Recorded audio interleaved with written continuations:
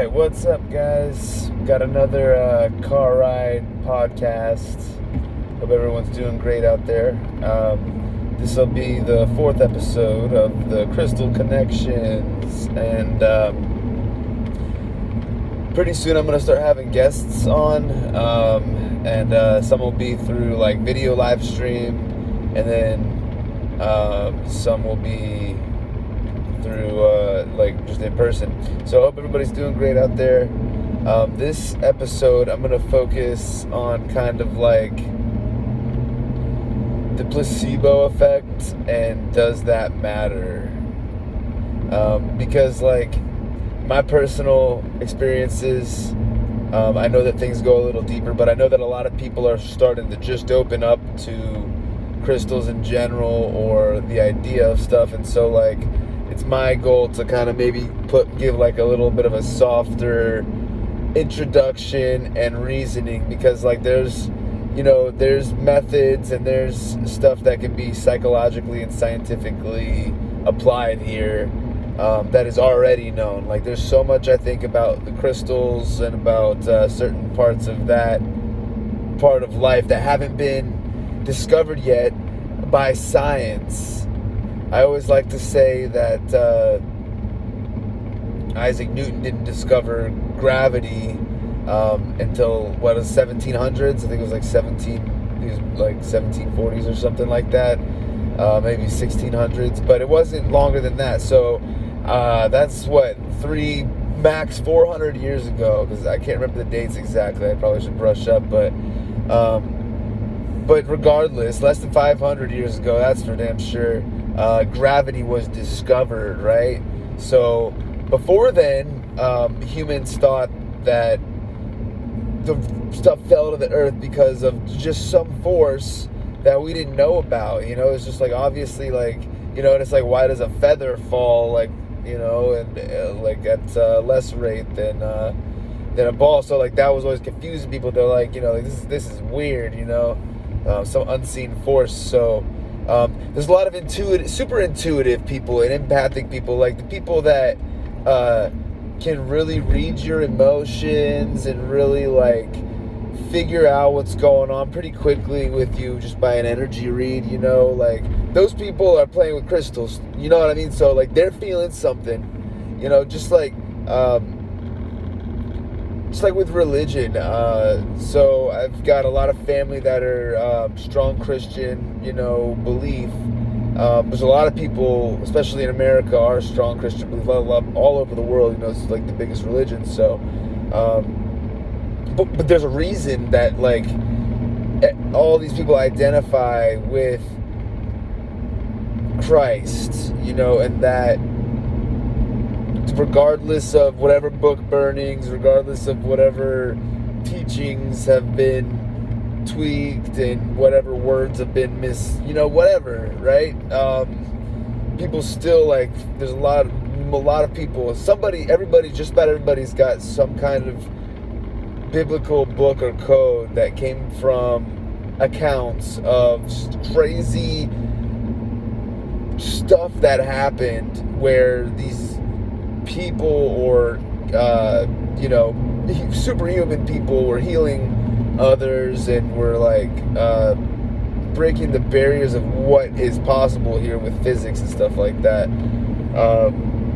So there, there's like a God element associated. There's an element of something that we don't understand that we attribute to God. Okay, so it's like, hear me out. I know it's like, I'm not calling you a caveman or anything like that, but perhaps there's stuff that you don't know, like maybe we're not fully evolved yet. Maybe we haven't discovered all that there is to know about the things that are here. Like maybe your religion is not 100% correct, and that's why there's other religions, You would think if there was the answer, like, yeah, you can feel when you are worshiping Jesus Christ, right? I'm not trying to come down on Christianity at all, but this is just like the example that I get, because it's like everybody seems to forget that there's been religions, there's been people who have been super grateful, who lived great lives before us, who, you know, like, they were one with the earth, and there's no reason that they would ever go to like a hell or damnation, you know what I mean? Because they were the epitome of moral, and maybe they weren't a Christian, right? So we gotta, like, you know, like, kind of break the idea that, like, we are, whatever you believe, whether it's atheism, whether it's Buddhism, whether it's Satanism, whatever it is, you are correct, but the others are correct as well, and everybody's got a journey and a path to the end, right?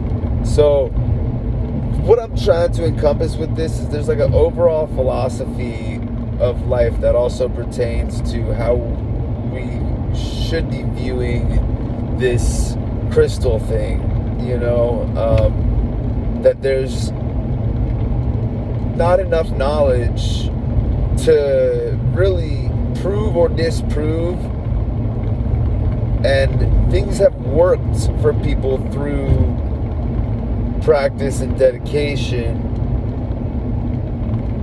just like any music, just like any martial art, just like any art at all, you know. It's like people have, like, just been sitting with these stones, and then, like, sometimes, you know, like, if they're practicing with mostly, you know, I can see it happening where it's people who are actively engaging their intuition, actively engaging in trying to figure out the world around them and everything, and they stumble upon these rocks and their crystals, and it's almost like they seem like little ley lines or whatever, little pieces of the puzzle that, like, oh, okay, like, it helps to, like, it serves in, like, a branch of consciousness for you to, like, kind of grab onto and to go a little bit deeper, you know, into that part of consciousness. So that like, I just want to get that out of the way, because it's like I want to, like, kind of do it like a soft, like, practical way to, like, identify with these stones and stuff like that. But I'm of the firm belief, as are many others, that there is something deeper that's going on, and a lot of people have kind of, you know, figured like that, like, kind of what's going on. Nobody's really figured it out 100% what's going on, though, because if somebody had the answers,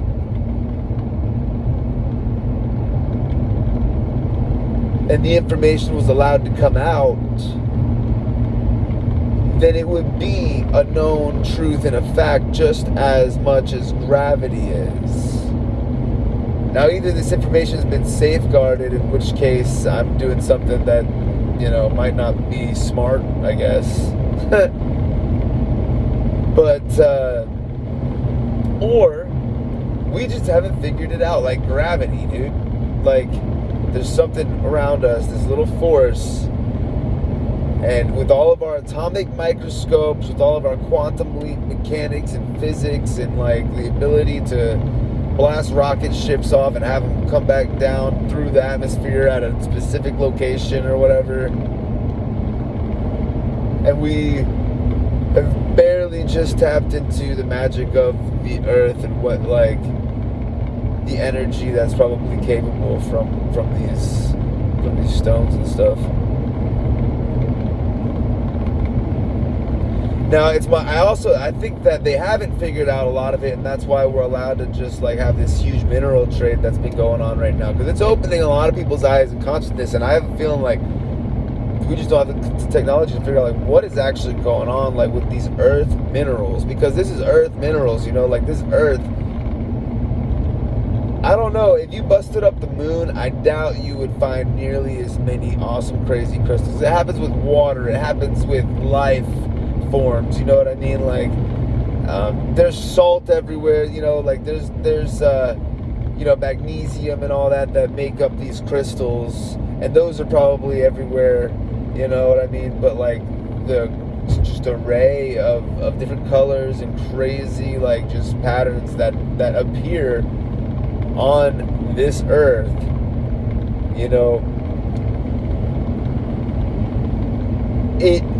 the crystals show kind of what's going on at an atomic level, because it's like there's these pockets of energy, right, that create these crystals. Whatever it is that's creating the crystals, whether it be water dripping down and leaving deposits of the minerals that stack, the molecules stack up on each other, or whether it's like there's like a centrifugal motion going on in a vortex, and like little particles of whatever kind of like start stacking up. However the crystal forms, or whatever, whether it's heat, some crystals form when a metal, like it could be a rock, right, and it melts down, and then when it gets hard again, when it's subjected to oxygen, it crystallizes with the oxygen, the minerals, and it crystallizes with the oxygen. Whatever way that the crystal grows, it's showing on a larger scale what's happening on a smaller scale. So it's almost like a microscope. You get to kind of like delve in and see like what's going on inside of like this energy vortex, right? So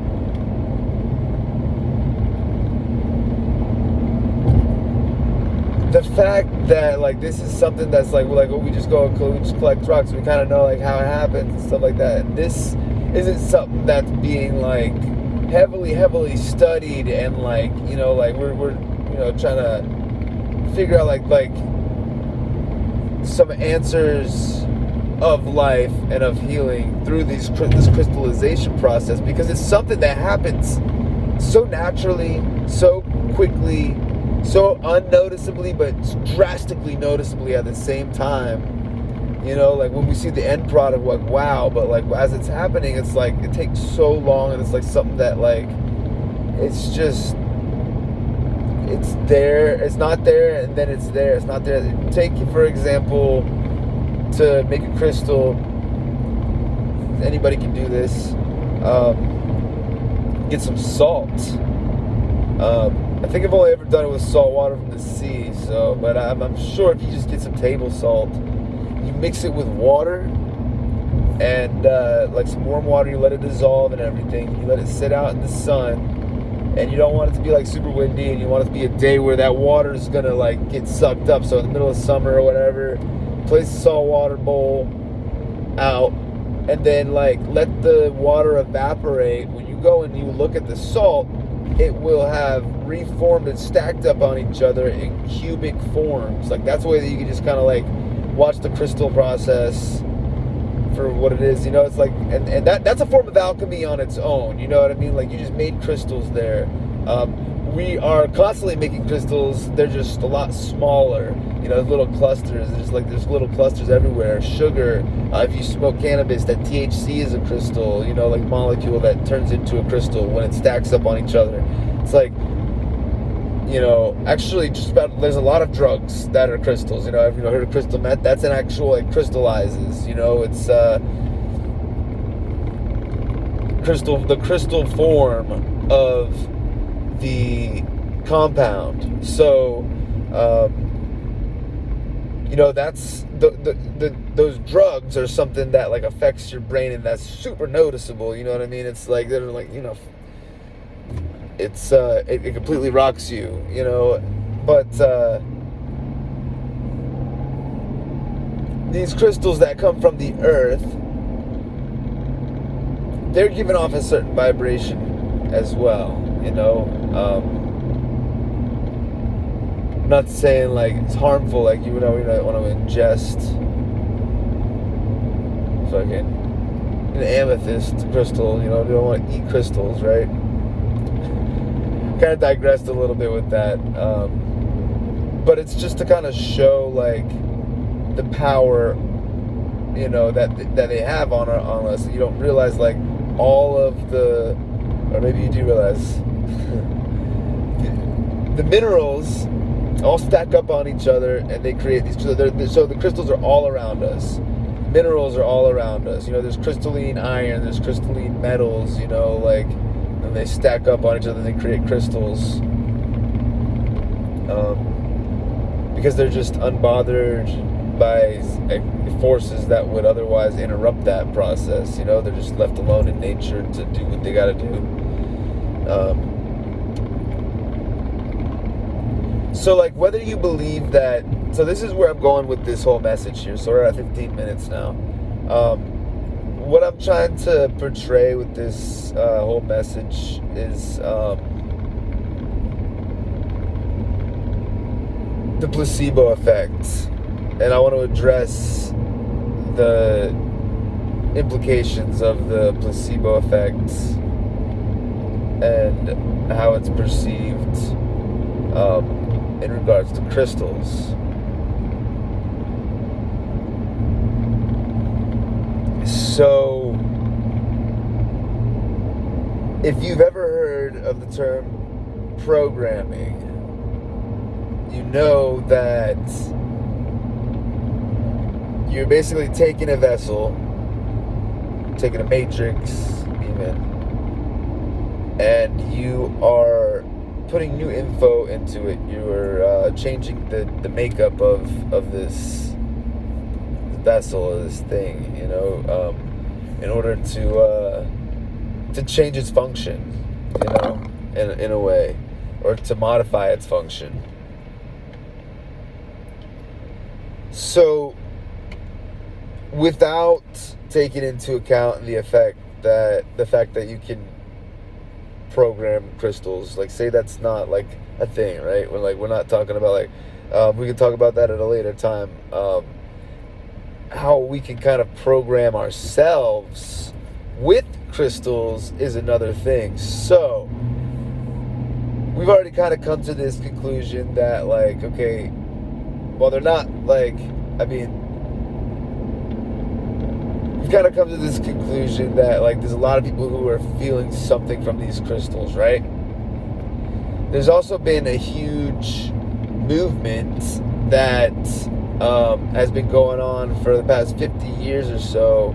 People coming out with books and stuff like that with knowledge and pseudoscience, you could say. A lot of people call it that. People who come out with these books with all this crazy knowledge on the crystals, on each crystal's got its own attributes and characteristics and stuff like that. And so, there's these big old books of each crystal and a detailed description of what it's supposed to do for you and all that. And so, while certain, there's a lot of stones that have been used through the ages, hundreds of years, thousands of years. It's this is something that we've been doing for a long time. It's like you look a rock, but for real, this is something that people have taken seriously for quite some time. Especially turquoise with the Native Americans, jade in the Eastern civilizations. Jade is revered for thousands of years as a healing stone. And it's there's were all types of totems and carvings and tools and stuff like that were carved out of jade that were used for specifically healing. Just having the stone, just holding it is it interacts with your it's giving off this vibration, a sound vibration that you can't hear. It's just reverberating with the earth, right? That it kind of it just heals you, if you're sit a sound bath or anything like that, and you just feel it just courses through you, you know what I mean? That jade is doing something, all these different stones. Amethyst, people have loved amethyst, revered it as a royal stone, a stone of just phenomenal healing, everybody's attracted to this clear purple stone that just like gives off this amazing feeling, you know what I mean? And it's like, okay, well, say that there's no scientific grounding in that. Say that like there's no scientific grounding in the feeling that you get, or like the Shiva lingams from India. You tell somebody, if somebody holds a Shiva lingam, you know, you feel that in your sacral chakra, in your lower, somewhere in your gut. You know, you feel a sinking feeling that just feels like you're just boom. You're like, your feet are closer to the ground, and it's undeniable. You know, like, and if you don't feel it, you don't feel it, right? But I've been selling these crystals for a long time. I've been helping people experience these crystals for a long time, and like, I see it happen. You know, it's like, whoa. And especially if you say something, you know, it just kind of like, it's like, wow, like, like, that is an effect that I'm feeling. Like, people are like dumbfounded, you know what I mean? And so let's say that is just placebo, right? Which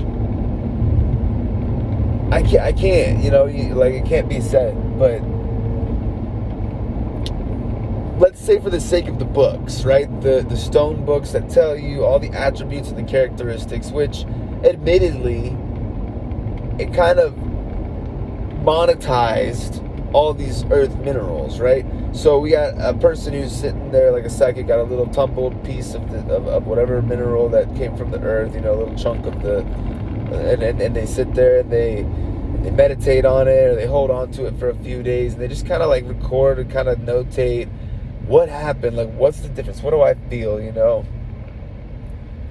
And, you know, a few of them do this or whatever, and maybe there's a consensus, if that's how these books are written, right? There's kind of consensus of like, this is what it's gonna do, you know? Like, we're all intuitives.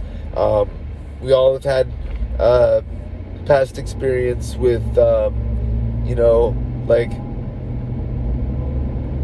just sensitivity in this realm, and you know, the crystal workers or whatever it is, right? That's how they come up with this book. That's what I'm assuming is going on, you know, and also past accounts from other people, you know. As a book writer, I'm assuming like they would go, this is how I would write a book of crystals. Like, I'm trying to think of like, how do they come up with all this shit, like, for the attributes of the crystals? And I'm like, okay, well, maybe I'll go talk to a bunch of people who've had this stone and who've had like folklore passed down to them, or who've had personal experiences with it, or who know of like cultural, like the Apache tears, with the women crying tears after the massacres, you know, in Arizona, New Mexico.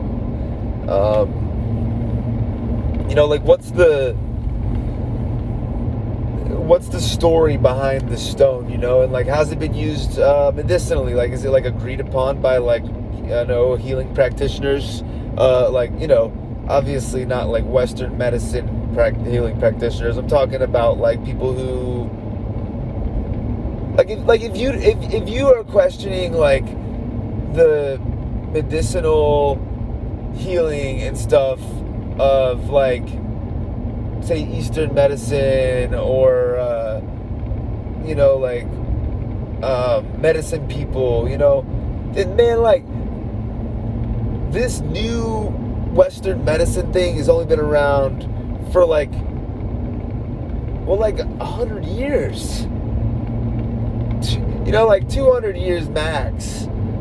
But that's thousands of years of people's herbal like studies, and like, this is like, it's been like 100, 200 years that it's all gone away. Like, these like the sound, like, how come for thousands of years people are beating on drums and like doing like chants and like hitting like certain instruments and like frequencies and shit like that, and like that's healing people? And you know, you got like massage. Like, I just got a massage last night at this event, and I've been knowing it's something that had to happen for like weeks, and I'm like, dude, there's an energy blockage, and I'm sure as shit I feel free as a fucking bird, because, excuse my language, if there's any children watching, I apologize. I kind of had a realization on the last podcast that there, my kids stumble upon. It's not for kids, but, disclaimer. But, there's been an energy blockage that I could feel for a while, and I thought it was, like my lower back. I'm like, my lower back. No, my heart chakra, or my middle back between my shoulder blades got like realigned and stuff like that, and it's like I could move again. I feel like, like more like limber and stuff like that. So, we can't say that these, and like even massage therapy and chiropractic are like chiropractic, whatever it's called, are like, they're not regarded as like real healing, so I think it's like in some circles they are, but like the Western medicine is like pills and like, maybe physical therapy, like robotic fucking movements, just like, let's fucking like, but there's no spiritualism involved. Not to say that there should be with medicine, but at the same right, it kind of should be. It should be like, having a faith that you're going to be healed. That doesn't have to involve any God. Like, using ancient techniques doesn't have to infringe upon the religions. It doesn't have to infringe upon that stuff. But for some reason, we've made it to where, like, seeking the knowledge outside of the Western current way of thinking that's only developed over the past 100 to 200 years is like voodoo. It's weird. It's out of the realm. But like, a lot of people are getting back into it, but the mainstream is still yet to catch on. Like, you can't prescribe Reiki, but lots of people have been like healed by it. You can't prescribe herbs even like that. Like the ashwagandha relieves stress. Like the mushrooms. I love taking medicinal mushrooms like chaga and turkey tail, lion's mane, all that. They help you adapt to your environment. They're called adaptogens. There's reasons. The reasons are purely financial, just like the energy that we have. Like with the quartz crystals, they're piezoelectric. Like, you use piezoelectricity to power certain things. We could develop like a grid on a large scale of certain types, I'm sure, to create a massive energy thing. Like, learn something from these crystals. They're creating energy. They like, when they're being formed and stuff, they create these vortexes that allow for the crystals to be formed. Sometimes they are just formed by sediment drops, but sometimes they're formed by heat and pressure, and there's energy that is sustainable, that is everywhere, and we're still using the same old energy. So in the same way that knowledge has been kept quiet, the knowledge of the crystals has either been kept quiet or we just don't know about it, because it's like,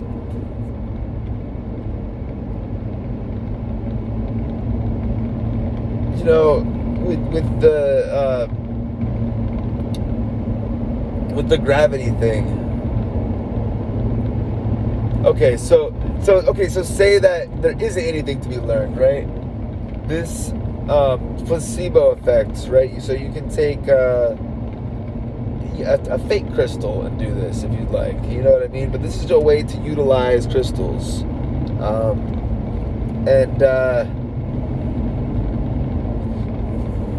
if you watch the previous videos on color, this will also kind of play into that. But say you want to get rid of a habit. Okay, yeah, we'll use quitting smoking, for example. If you've got a problem quitting smoking, this might even help. I would use a crystal, but you use any object. Alright. Say you take this crystal or this object, we'll take this crystal, and we're sitting with it. Then we're going to program it, and we're going to say, I don't smoke anymore. I don't smoke anymore. Hold this crystal. I don't smoke anymore, right? You place the crystal in a place where you're going to walk by it. Maybe on the way to the bathroom.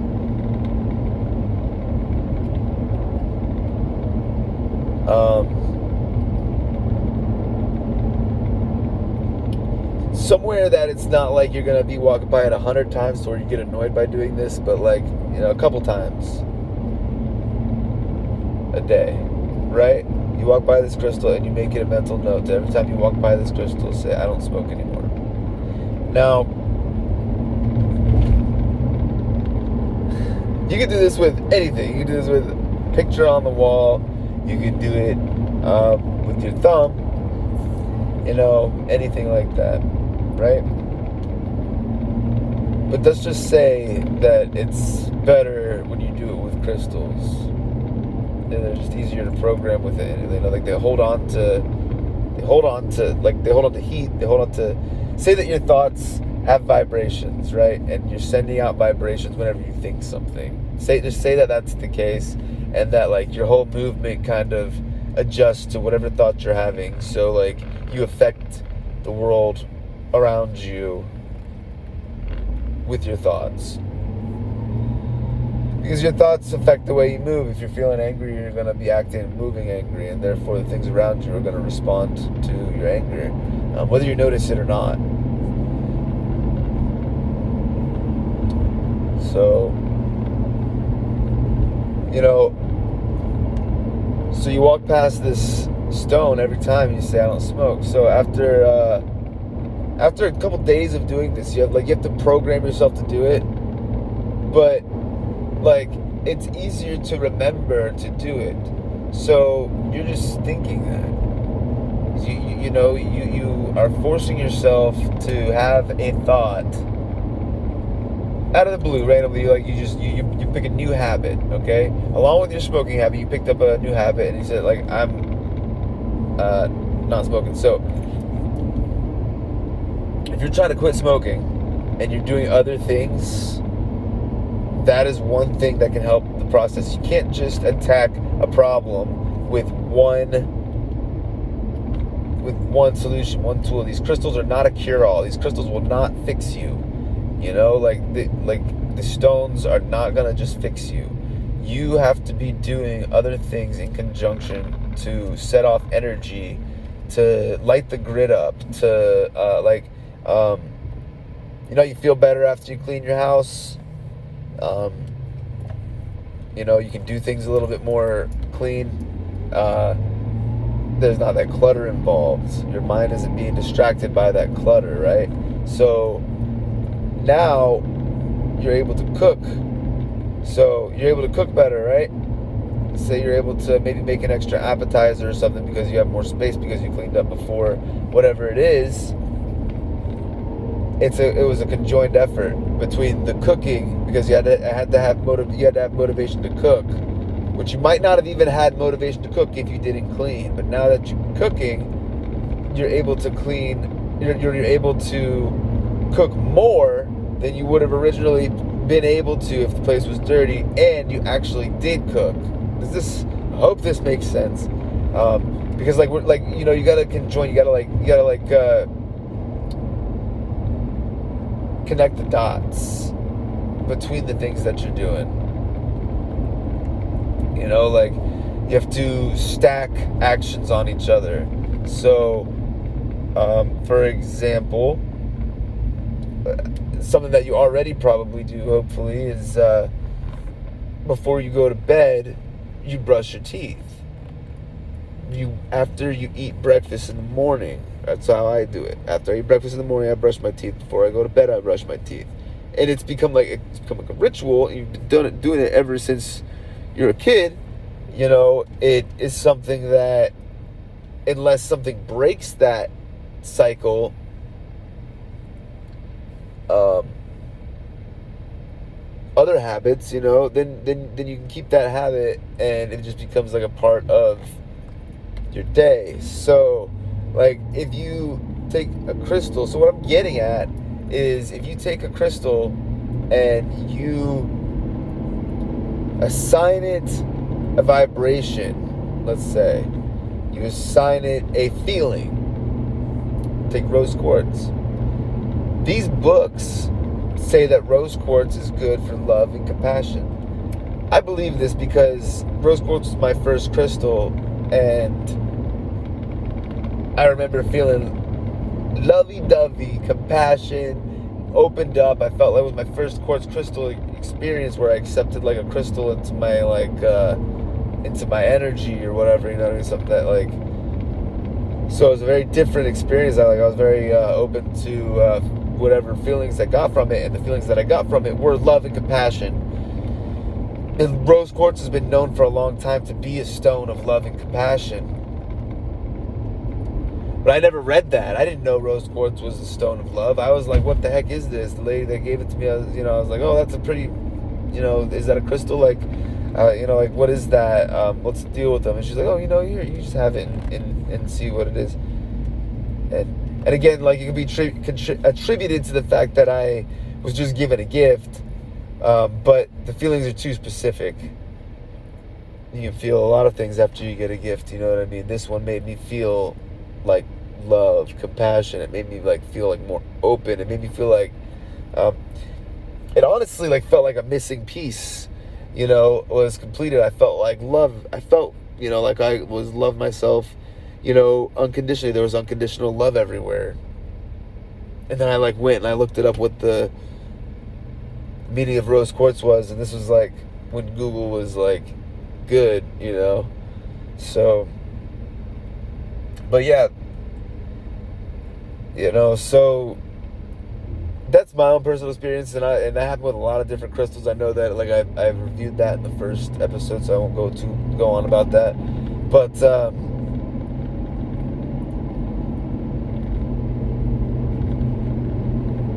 so you already got like a guidebook. There's bunches of them out there. That kind of tell you like what a stone can help you with, and whether it does or doesn't. Once you read that, and you go and you seek out that stone and you get it, and if you believe it, just like kids believe in Santa Claus, or just like something a little bit more practical, like if you believe in yourself, you're probably going to do more than somebody who doesn't believe in themselves. If you believe in, and I hate to keep bringing up the religion because it's like, I don't want it to be like another, like, because it's not a placebo effect thing. It's like this issue isn't black and white. There's not a placebo effect with the religions, and nor is it with the crystals or any of the things. Like, this whole reality is a little bit deeper, I think, than people are willing to give it credit for. Like these medicines, the herbal medicines and stuff that, that have been known for a long, long time to heal people. Like, the cures to cancer have been out there. I don't know what they are, but I know that there's lots of people who have cured themselves from cancer through all natural remedies. And, this isn't fairy tales. This isn't like, it might be a little bit of a risk, but isn't it all a risk? Isn't chemotherapy probably more of a risk than, say, like a natural thing that will not fucking make your hair fall out, make you, that will like poison you? What if there was a medicine that you could grow on trees, that you could just drink it or whatever, and it like, made you feel rejuvenated, and made your hair like, thicker, and like made you want to do jumping jacks, and also healed cancer? I can see why that would be covered up, especially if our society and our system was set up around monetizing the ill humans. It was like set around monetizing people getting sick, and there weren't a few people getting filthy rich and extremely powerful by exploiting humans and by making us sick. And but that's what's going on. Like, I won't talk too much about that because that's a whole nother topic. But I just want to raise the questions, because we're sitting here as like why aren't crystals like talked about more? It's kind of like viewed as like at some point it's gonna get real, and they're gonna be like, all right, like we need to like put out a campaign against the crystals and make it seem like they're, like there's like this, like it's pseudoscience. Like, if these podcasts ever get big, and if ever the crystal connection, people start making real crystal connections and realizing, maybe there's, or maybe I'm just a stupid hippie with a bunch of conspiracy theories, like I've been called before. You know what I mean? I know what I felt. I know what I've seen. I know that there's a lot of things that we don't know. And I'm not gonna pretend to know things that I don't know. But what I do know is that there's a lot of history of people who have experienced these stones in like a deeper way, and that they've kept accounts, kept accords, and apparently rose quartz, for some reason, whatever's in there, it interacts with our body, and when you hold it, and it makes you feel like love. I don't know why. Maybe it's just because it's the color pink, and that shade of pink just happens to make us,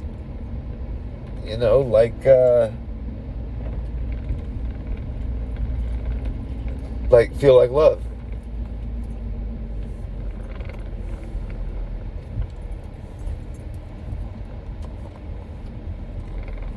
But anyway, so basically, when it comes down to it,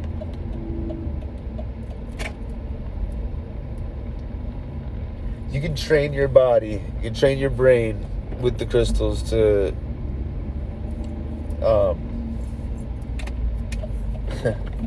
to create habits. Sorry, I'm like trying to find a parking spot and stuff. I'm like, what to do?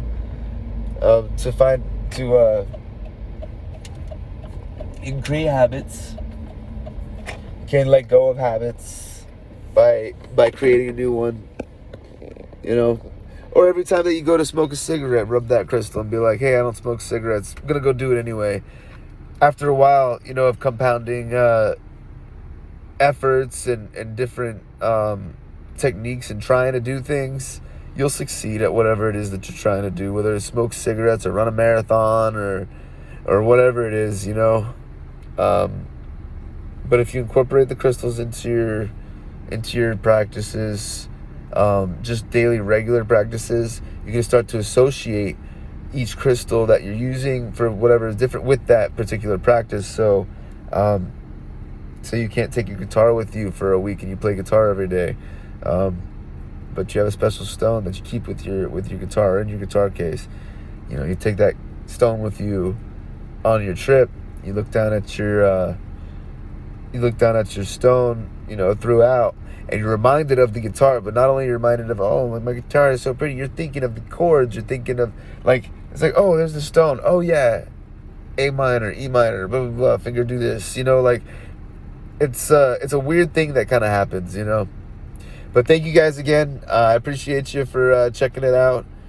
Crystal Connections, Low Quartz and the Medicine Experiment. If you want to check out the music, there'll be more coming out very soon. I'm gonna have some old acoustic improv stuff that I just kind of have recorded and compiled over time, and just kind of stumbled upon it recently, of some stuff that's improv. I also do live crystal and mineral sales on Facebook, so you can check me out. Joe Hoppus is my name on that's where I do my shows on Facebook. So if you're interested in copping a crystal for a good price, or doing some business in that realm, let me know.